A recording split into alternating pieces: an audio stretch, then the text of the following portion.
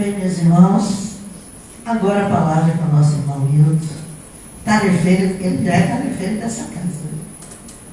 Ele só ministra em outro lugar, porque está precisando muito dele, mas ele sabe que ele já é tarefeiro daqui. Isso é quando você discute. Primeiro, porque todos os equipamentos elétricos aqui, os computadores, ele que é o doutor dos computadores aqui. Hilton, pelo amor de Deus, me socorra.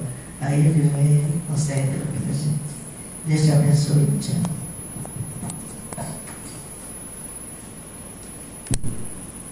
Muito boa tarde. Já está para a noite, né? Então, tarde, puxadinho para a noite. Chegando meio pertinho, como diz um amigo meu, para a boca da noite. Que nos abençoe e inspire Jesus. Me sinto, sim, membro desta família maravilhosa, que é a família Centro Fraterno Musicalidade. Eu tenho dito a Iracema que só está me faltando a camisa.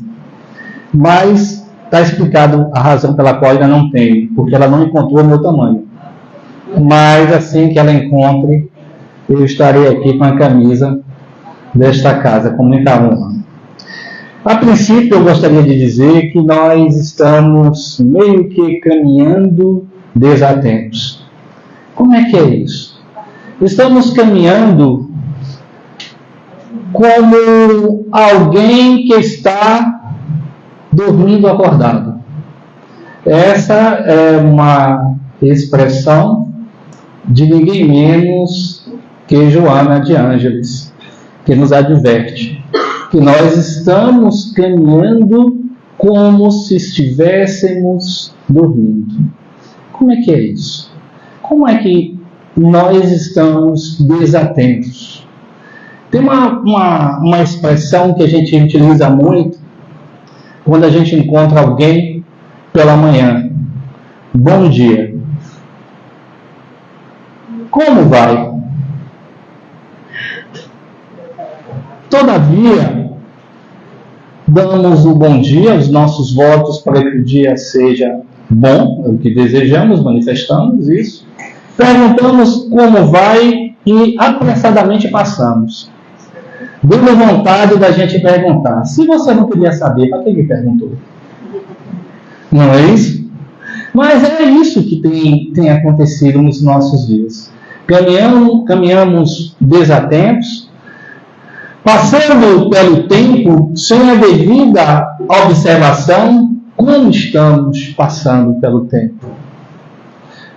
O quanto estamos recolhendo das experiências que a vida tem nos possibilitado, através da vida de relação, porque estamos sempre ao lado de alguém, ainda que não seja alguém da nossa família, mas um amigo, um colega de trabalho, um colega de irmão de centro espírita.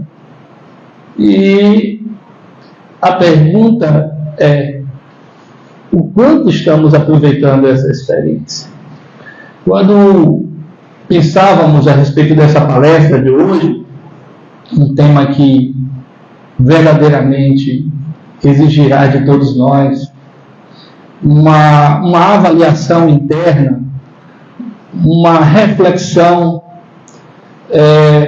para que essa experiência, como eu estava dizendo, ela seja produtiva na nossa vida. Sabemos que, por muito tempo, o conhecimento ele era passado através da oralidade. Musicavam ensinamentos para melhor memorização. Já houve um tempo assim. A crítica que fazemos a isso é que muitos ficaram só na memorização. Sabiam recitar os hinos, os cânticos, mas não se aprofundavam a ponto de utilizar aquele conhecimento, aquele ensinamento, para se tornar uma pessoa melhor, para aplicar esse conhecimento à sua vida de relação, tendo com isso ele uma oportunidade maravilhosa de crescimento, de evolução. Falar de Jesus sempre nos traz assim, uma alegria muito grande, e ao lado dessa alegria, uma responsabilidade muito grande. Trazer os ensinamentos de Jesus para refletirmos aqui acerca da pureza, que é a nossa temática desta noite, é buscarmos, como nos ensina Emmanuel, voltarmos à história para estabelecermos uma convivência psíquica com o Divino Mestre Jesus. É a melhor maneira da gente entender a mensagem de Cristo.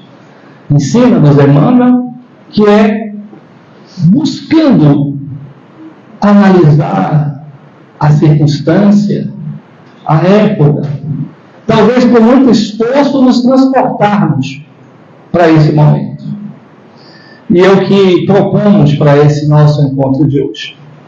Falaremos da pureza e, a princípio, vamos entender o sentido da palavra pureza. Bom, o dicionário ele diz que, a princípio, é uma condição ou qualidade do que é puro, limpa, não tem mistura ou impurezas. Aí nós estamos falando de substâncias, né? Esta água é pura. Quando dizemos assim, o que nós estamos dizendo?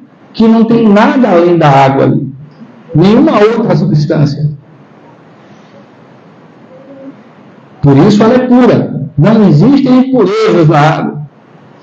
Mas o dicionário também nos apresenta um conceito que é um conceito espiritual, no sentido da palavra pureza, que é virtude do que não tem maldade nem malícia, candura, sinceridade. Através deste conceito, entendemos que Jesus falava se utilizando das situações do cotidiano da vida daquelas pessoas, se utilizando dos recursos conhecidos da época para nos trazer uma mensagem espiritual, para falar das questões do espírito. E quando ele fala da pureza, ele, sem dúvida, era quem melhor podia falar. Era aquele que, como está bem dito aí no conceito, que não tinha maldade, não tinha malícia, né? não procurava ver as pessoas e as situações muito além do que os olhos e os ouvidos eram capazes de registrar. E temos, todos nós ainda, uma dificuldade muito grande desse exercício, de ter os olhos de ver e os ouvidos de ouvir. Os sons chegam, as imagens chegam.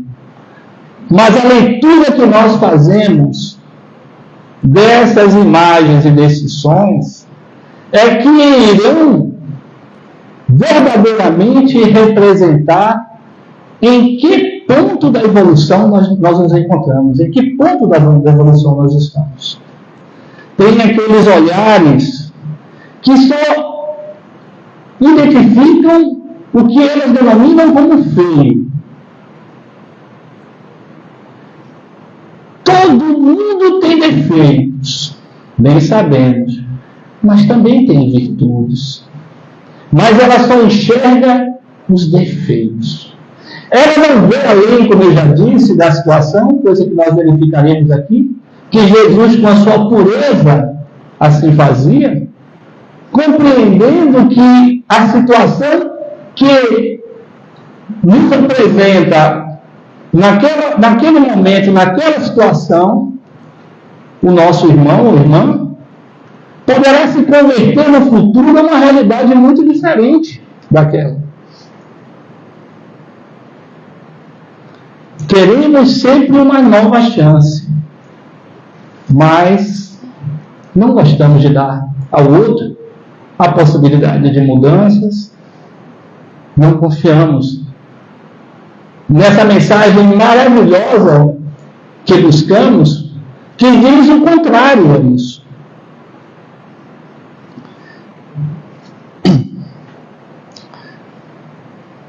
Mateus, no capítulo 5, versículo 8, ele traz: bem-aventurados os puros de coração, porque eles verão a Deus. Lindo demais isso, não é? Uma das boas aventuranças de Jesus, né? Uma das promessas, digamos assim, né, de Jesus. E aí ele fala da pureza de coração. E aí trazemos de volta o conceito que foi apresentado anteriormente. Não tem maldade nem malícia, fixemos isso, né? Não terá um olhar aonde o seu julgamento paralise a sua determinação, o seu compromisso de fazer o bem, de levantar o caído, porque isso foi o que Jesus mais fez, foi soerguer os caídos. Aqueles que chegavam diante dele, destroçados, humilhados, ele soerguia, ele encorajava, e através disso, maravilhas se deram, que nos encantam até hoje, como um hino maravilhoso que, quando é ouvido, nos faz palpitar o coração. São as histórias das quais lembraremos aqui hoje. E o que tem a ver isso do nosso olhar? O que corresponde ao olhos de ver, ouvidos de ouvir? E aí trazemos de volta uma outra mensagem muito interessante. A boca fala do que o coração está cheio. A boca fala do que o coração está cheio. Aí Jesus diz assim aos fariseus daquela época: raça de víboras, como podem vocês, que são maus, dizer coisas boas? Pois a boca fala do que está cheio o coração. Está lá em Mateus 12, versículo 34. O que Jesus está nos dizendo? Aquele que tem aquele olhar de reprovação, aquele que tem um olhar que ele só vê defeitos, ele só aponta defeitos, é do que o seu coração está cheio. Tem pessoas que eu acho interessante, que elas dizem assim: você não está vendo que essa pessoa é isso e aquilo outro? Não estou vendo isso não. Eu estou vendo que ela tem, de fato, muitas coisas a melhorar, o meu também. Mas tem. E aí tem gente que fala assim: você é besta. Meu pai, eu não me esqueço de uma das últimas conversas que nós tivemos. Acho que eu já falei para vocês aqui. Eu fui visitá-lo, aí ele me chamou: meu filho, vem cá. Aí ele me disse assim: meu filho, seu pai é uma ilha cercada de inimigos. Imaginem vocês, uma ilha cercada de inimigos. A imagem, né, é assustadora. Ele disse: não, meu pai, que isso? Não é nada disso não. Aí ele me olhou: meu filho, você parece que é besta. Aí mudou de assunto. Mas, gente, é isso. A boca fala do que o coração está cheio. Quando a gente só vê diante dos problemas, não só diante das pessoas, mas das situações que nos chegam, quando só enxergamos o abismo, precisamos rever isso. Precisamos rever. Porque na intensidade que materializarmos a situação, ela irá se amplificar. Quantas inimizades por uma bobagemzinha que podia ter sido resolvida com um desculpe. Deixa para lá. Eu dizia hoje, pouco antes de vir para cá, a um sobrinho que me procurou, diante de mim, trouxe uma situação e tal, eu disse para ele, olha, o que você acha? Eu já contei para vocês que essa é a pior pergunta que alguém possa me fazer. É o que eu acho. Porque às vezes eu nem vou falar nada. Mas se ele perguntou o que eu acho, aí agora complicou, porque agora eu tenho o que falar. De muitas coisas que eu falei para ele, eu disse assim, olha, é melhor um péssimo acordo do que uma ótima briga. Porque o que muitas das vezes motiva a briga, se não seja a causa principal, é a disputa que a gente estabelece. A disputa da razão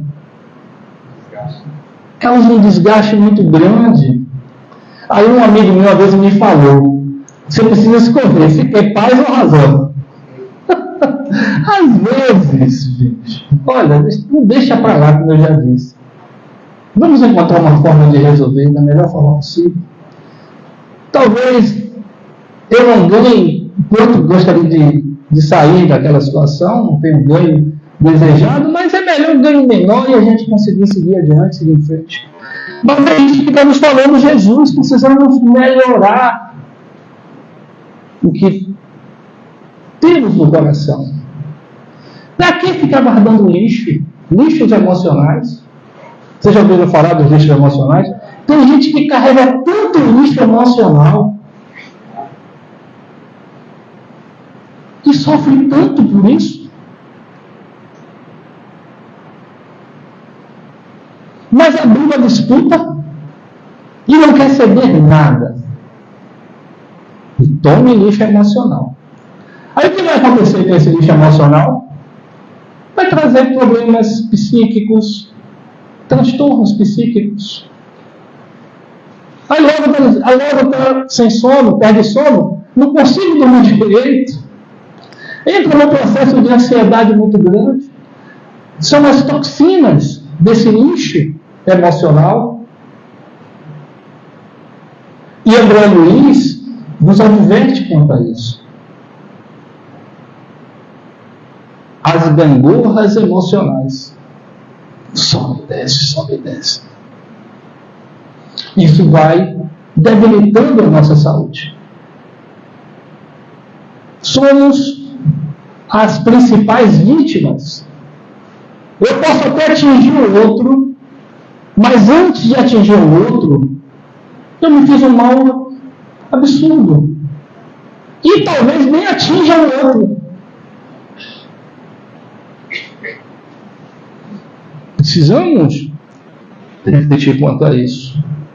Precisamos ter coisas boas no coração. Coração, estou me referindo à alma. A alma. Precisamos ter coisas boas. Para que tenhamos paz. Para que possamos, de fato, fazer brilhar a nossa luz. Como nos ensina Chico Xavier, nós escolhemos viver em luz e paz ou sombra e dor. Vamos escolher viver em luz e paz e não em sombra e dor. Mas como ser puro do coração? Alguém está pensando fortemente nisso, né? Como é que é a dica? No Evangelho segundo o Espiritismo, encontramos lá: a pureza do coração é inseparável da simplicidade e da humildade. Olha a dica ali.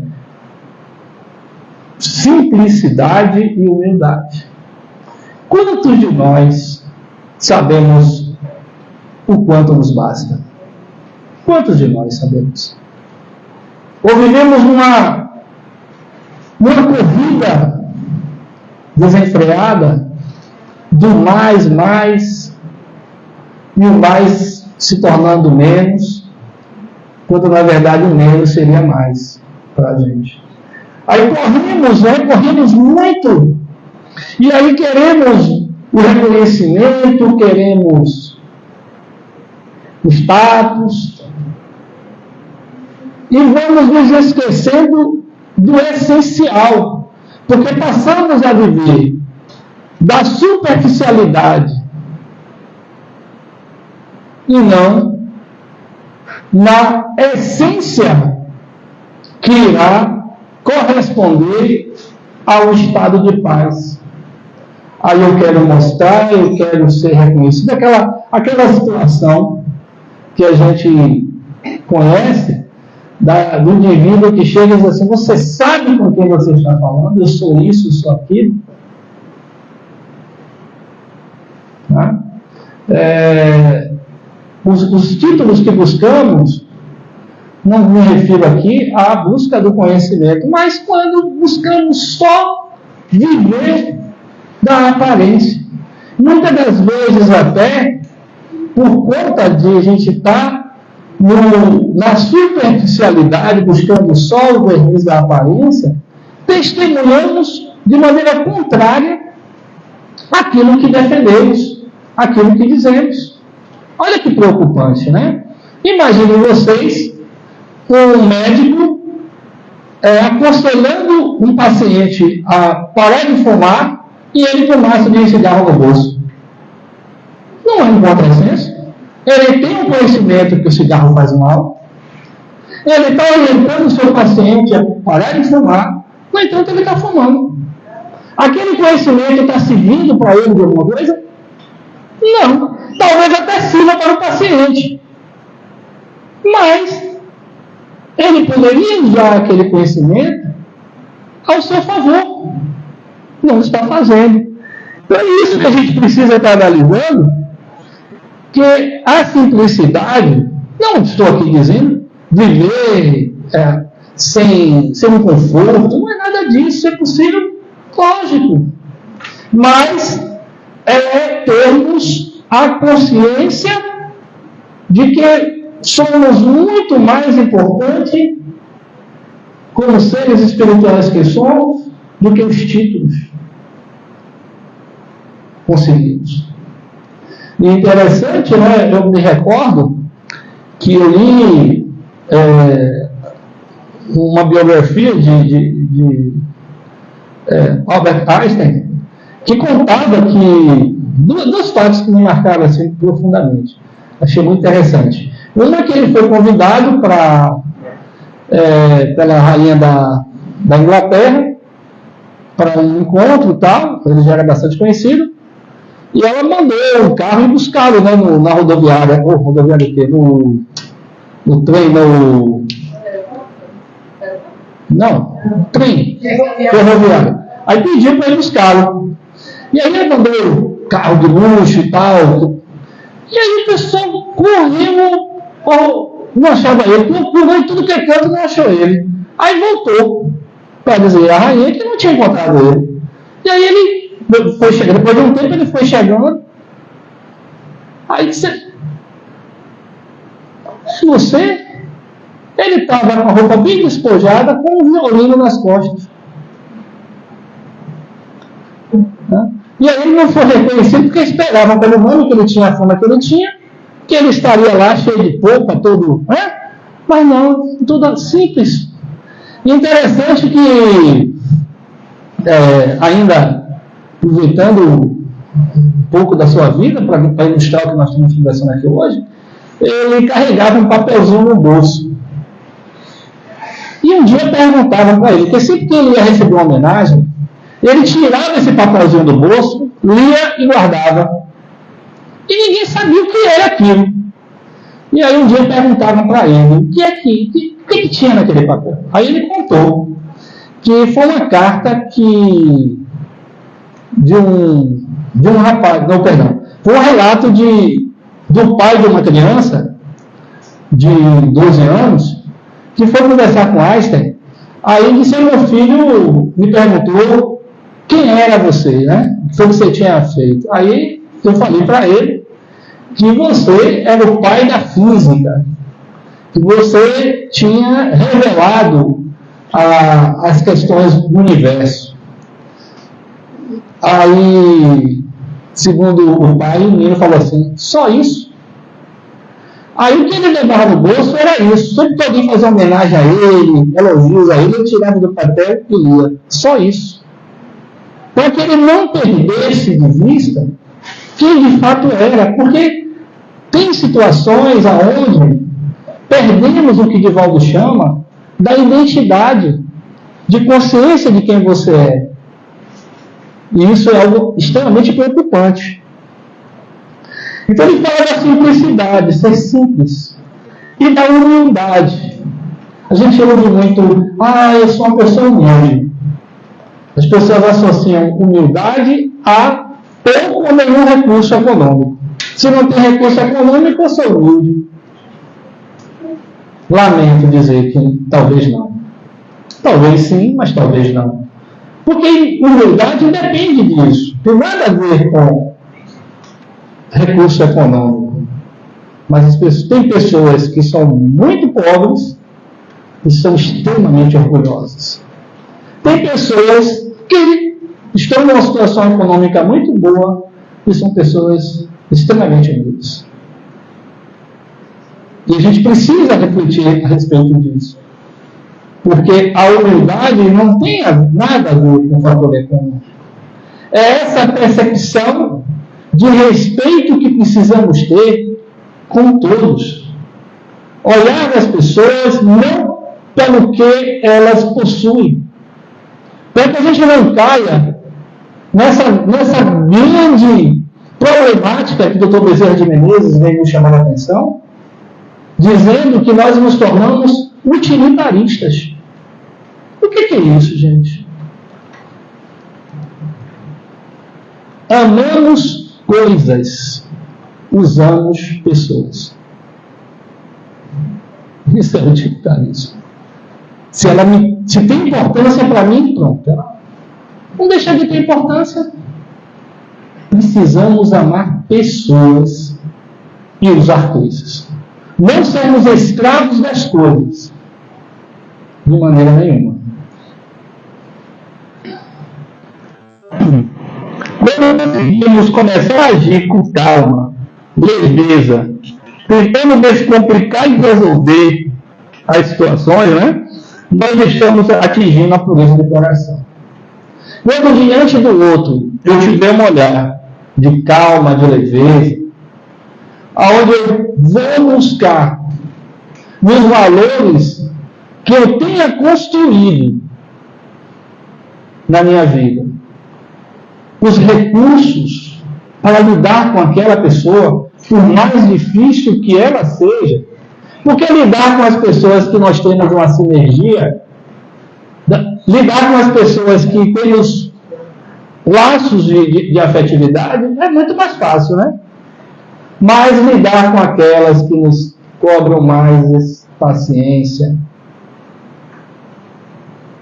aquelas que nos parecem querer nos testar desde o primeiro momento que batem o olho na gente. Não tem gente assim? Fala, oh meu Deus, lá vem fulano. Mas é fulano que precisamos. Não é isso, velho? Dela já me olha aqui e diz assim, rapaz, vou ele com as transparências, oh meu Deus. Já vai me pedir para... Mas é isso, gente. Mas é isso. Quando a gente começar a vir com calma, com leveza, porque precisamos sair dessa postura de tornar as coisas mais pesadas do que elas são. Fazemos isso. Tem situações que nós não temos como resolver. Tem situações que você já buscou todas as formas para resolver. E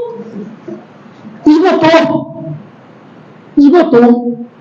Se você tem consciência que você não tem mais como resolver aquela situação, confie ela a Deus. E siga. E as coisas se resolvem, gente. Se resolvem. Não estou dizendo aqui, repito, se esforce para resolver. Não perca a sua paz para resolver. Se esforce para resolver. E confie em Deus. Se esgotarem todas as alternativas, confia nele. Chico Xavier nos dizia que quando a gente empreende 1% de esforço para resolver as mazelas, os problemas que nos chegam, 99% a espiritualidade age para nos ajudar. Só precisamos empregar 1% do esforço. Então precisamos, de fato, manifestar a confiança. Porque dizemos acreditar em muitas coisas, mas os nossos atos demonstram o contrário. Eu me recordo que eu estava no centro de convenções, no antigo centro de convenções, ali no Chiep. E quem foi lá para os congressos deve lembrar que quando tinha uma ventania, balançava a estrutura. Você lembra disso? Quem lembra disso aqui? Gente, um belo dia, nós estávamos num congresso lá. Não, meu irmão. E estava ventando naquele dia. Pensa aí, Bela. Gente, pensei, estava na cadeira e sentia. E me veio peixinho falar da vida após a vida. Parecia ser um negócio programado, orquestrado. Na minha cabeça, disse logo, a gente vai desencarnar aqui hoje. Ele já está preparando a gente. Para piorar a situação, estava cheio. Para piorar a situação, ele diz assim: se nós desencarnarmos aqui hoje, continuaremos nessa reunião do mundo espiritual? Gente, todo mundo olhou para a porta. Foi unânime, todo mundo olhou para a porta e eu também olhei. Porque eu lembrei de Chico, quando Emmanuel disse a ele que ele precisava, no avião, que ele deveria morrer com educação. Ele disse: quem é que morre com educação? Eu vou gritar. Eu disse: Chico é Chico. Eu vou esperar muito de mim, eu vou olhar para a porta, eu vou sair, vou sair porque eu estava muito distante da porta. Eu não ia conseguir. Mas uma alma bondosa o inspirou e ele disse assim: não, gente, não é que vá o prédio da vaga. Aí eu atualmente, no mínimo, aí já veio um espiritual já trazer informação que não vai ser desse jeito agora tudo. Mas assim, gente, mas o correto não é, de fato, nós acreditamos na vida após a vida. Não é vida após a morte, não. Vida após a vida. Como é que nós, de fato, testemunhamos essa nossa fé? Precisamos refletir bastante a respeito disso. Mas assim, precisamos descomplicar as coisas e resolver. E isso a gente começa, não é de fora para dentro, não é esperando que alguém vai trazer uma dica maravilhosa, uma receita maravilhosa. Né? Precisamos trabalhar esses valores que são trazidos aqui para que, de fato, isso seja algo integrante da nossa forma de pensar e agir. É isso que nós precisamos. Né? Então, Jesus aqui está, sem dúvida nenhuma, falando de que nós precisamos, para alcançar essa pureza de coração, como ele próprio disse, né? Ser humilde, buscar a simplicidade, não viver na agonia, no desespero. Ainda como ser puro de coração, nós encontramos uma alerta no Evangelho que diz assim: a verdadeira pureza não está somente nos atos, está também no pensamento, porquanto aquele que tem puro coração nem sequer pensa no mal.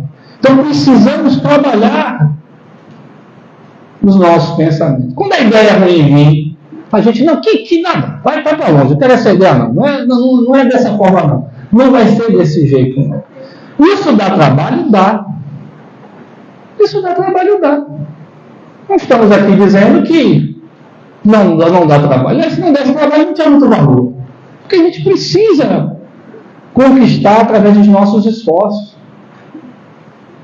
Vocês já imaginaram o trabalho que dá para um alpinista escalar uma montanha? Não é brincadeira, não.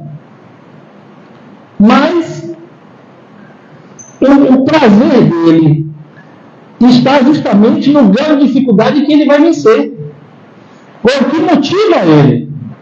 Se for coisa fácil, ele não vai lá. Não vou não. Não vou não. Então, difícil, né? O difícil não é o impossível. O difícil é aquele que nos estimula a fazer, a realizar. Então, nós somos capazes de começar a trabalhar a autoprogramação. Buscar afastar. O olhar ser venenoso porque ele critica aquela palavra ácida. O olhar da indiferença. A gente precisa estar trabalhando isso. Para que de fato a gente tenha o coração puro. E aí a gente vai estar agindo sem muita preocupação depois de um tempo. No começo eu me policio muito. Depois aquilo se torna uma constante na minha vida. Eu nem percebo, eu já ajo com naturalidade.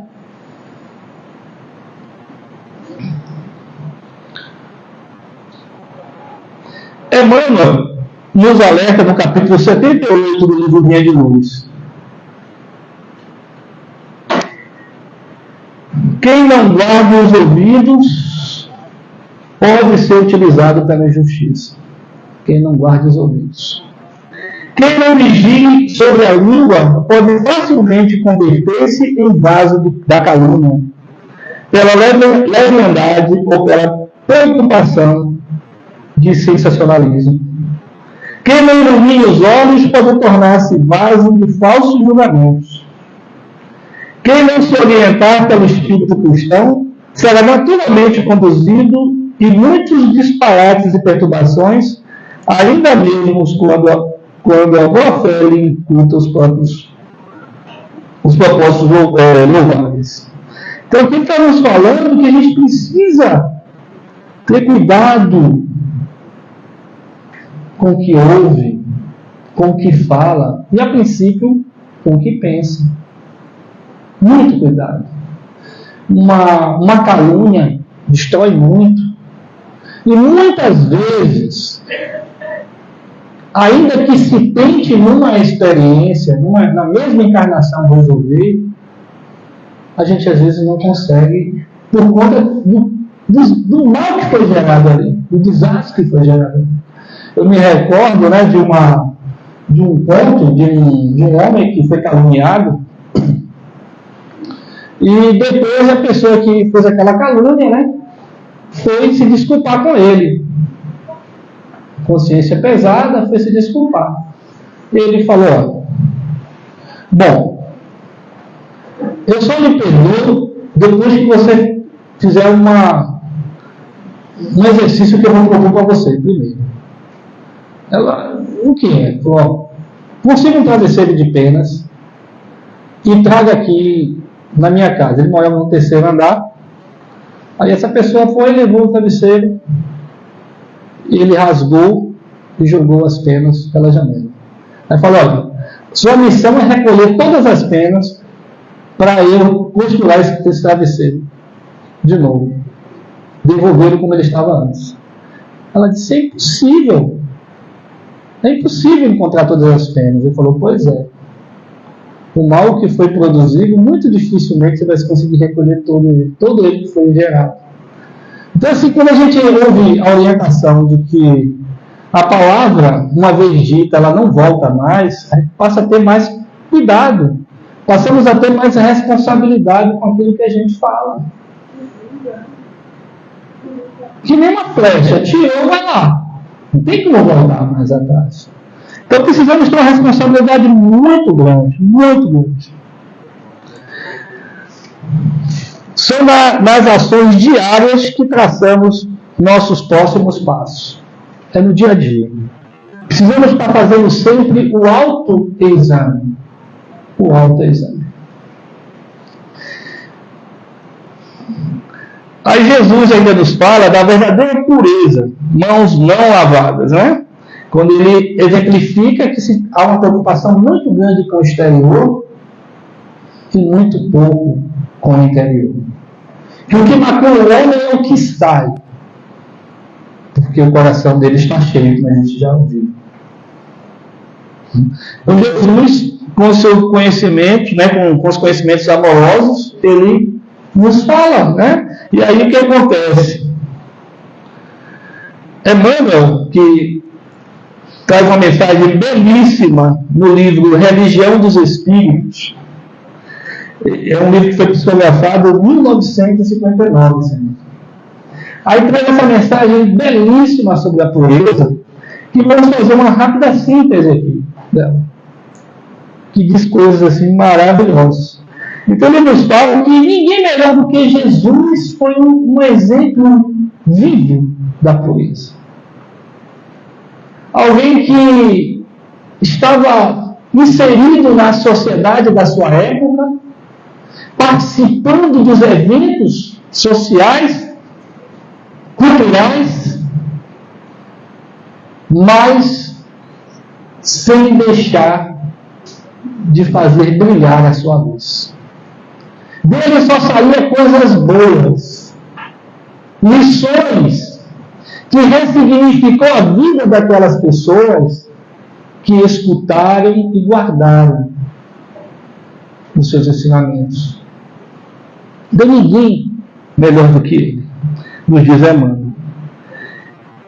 E lembra-nos que cabe a todos nós lembrar como Jesus via no caminho da vida, para reconhecermos com segurança que, embora na Terra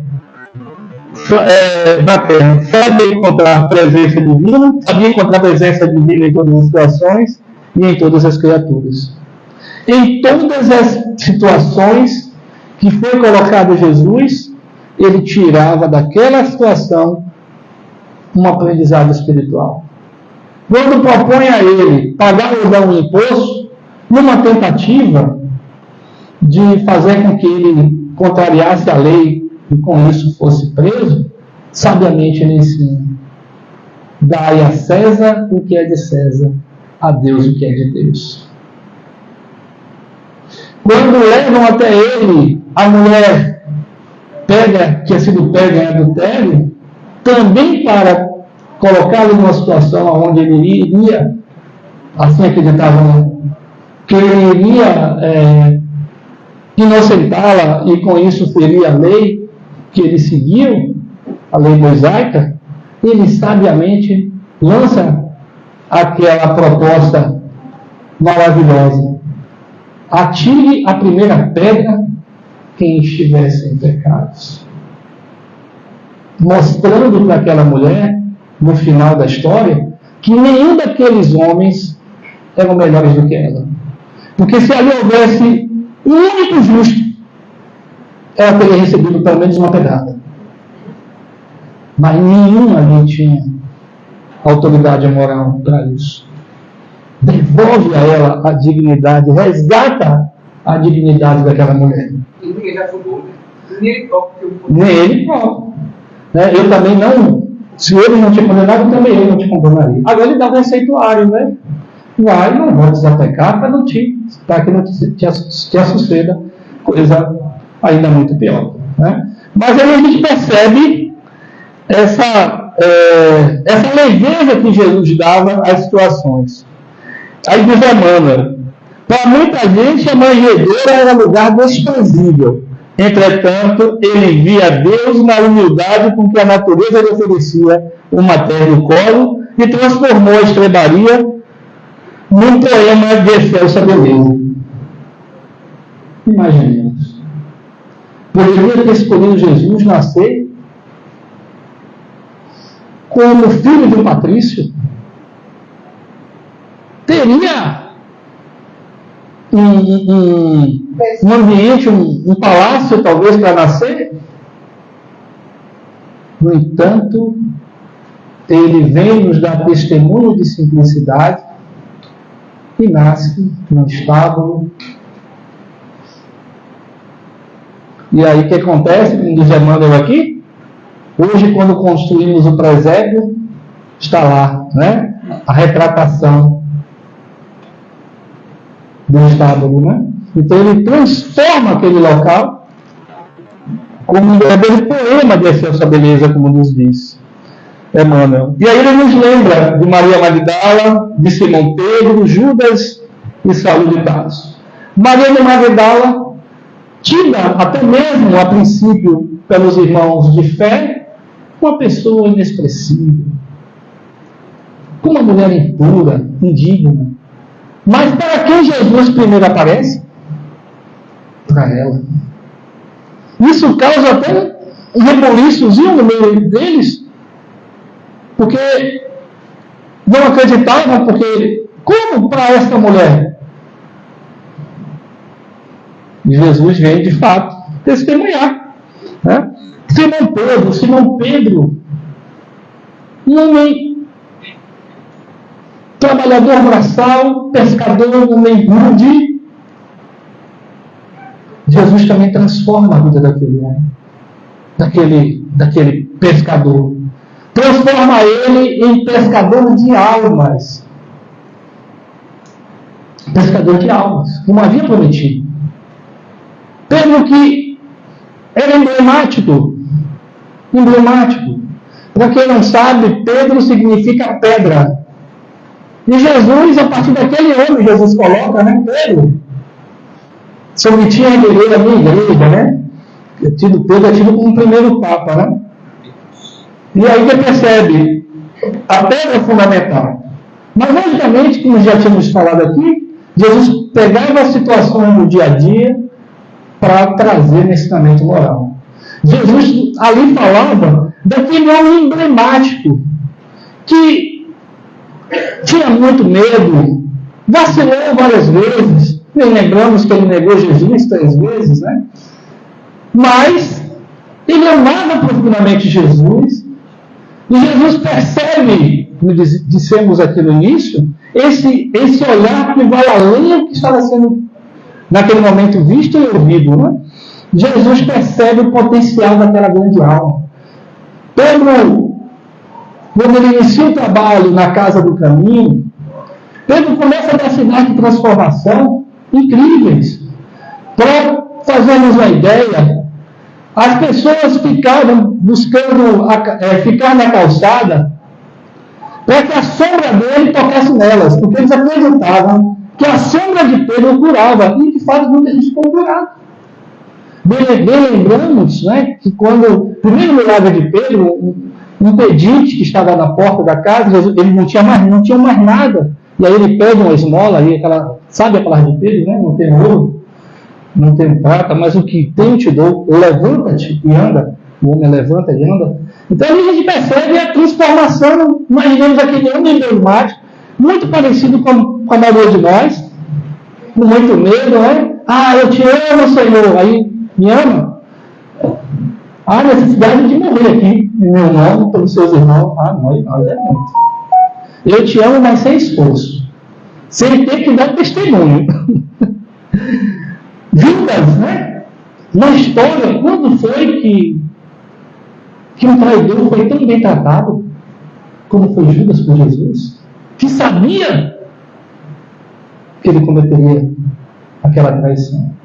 E conta-nos os historiadores do mundo maior que quando o espírito sai e liberta-se daquele corpo, como Jesus se liberta do corpo, deixa aquele corpo, contam os historiadores espirituais que ele vai nas umbralinas buscar Judas para trazê-lo nos braços, porque Judas havia cometido suicídio. Então, é interessante a gente analisar. Saulo de Tarso, por que eu falo Saulo? Porque eu ainda me refiro àquele doutor da lei, que era inimigo declarado de Jesus, do Nazareno, que chamava Jesus do filho do carpinteiro, tentando desmoralizá-lo. E Jesus vai ao encontro dele na história de Damasco. E ali, eu gosto de dizer que ali foi talvez o primeiro contrato de trabalho firmado que a história registrou. Porque a conversa é curta. Ele procura saber quem era, e Jesus se apresenta para ele, e ele não se desculpa, ele não pede perdão, ele não faz promessa nenhuma, mas ele pergunta assim: o que queres que eu faça?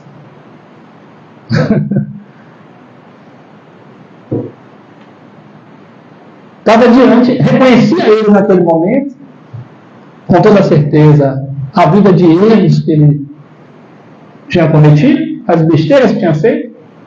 Ele dizia o quê? Jesus já sabia de tudo. Se desculpar? Não, porque Jesus esperava muito mais do que isso. A reparação. A reparação. E ele faz essa reparação. Como Jesus disse a Ananias, foi o vaso escolhido por ele. Purificai-os a seu coração, diz Emmanuel, e identificarais a presença de Deus em toda parte, compreendendo que a esperança do Criador não esmorece em criatura alguma.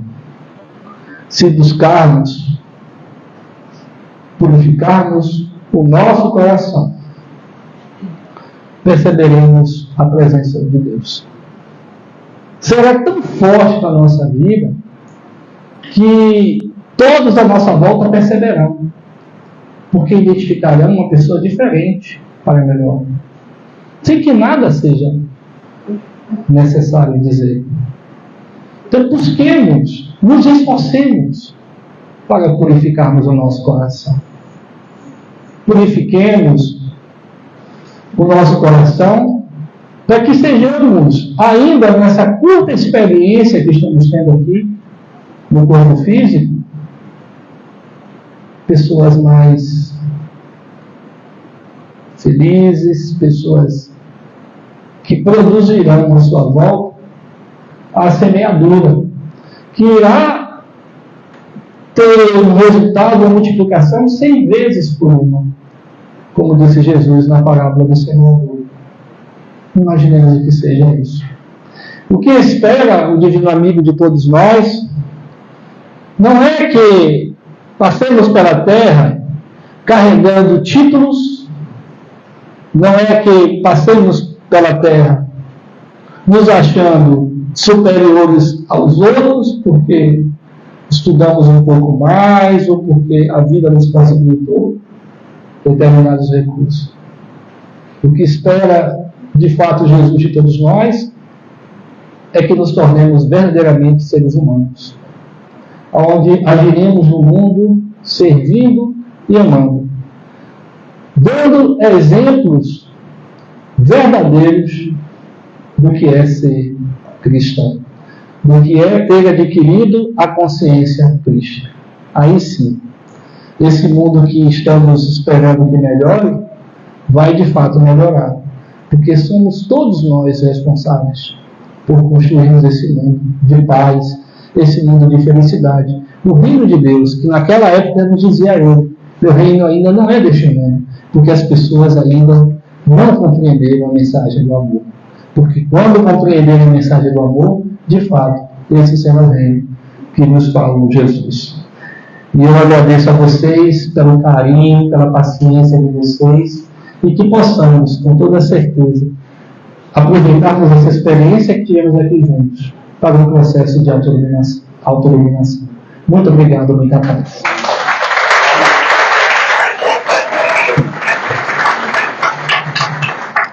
Nesse momento, nos despedimos do pessoal do Instagram, agradecemos aqueles que estiveram conosco até agora, e que tenhamos essa palestra que, no meu entender, foi altamente reflexiva.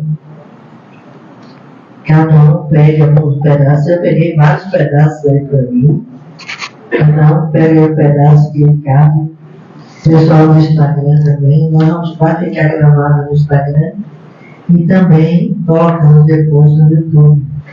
Quem quiser repassar para alguém no YouTube, eu coloco ela mais curtinha, fica melhor para repassar. A partir de agora, nos despedimos do pessoal do Instagram. É o momento do passe.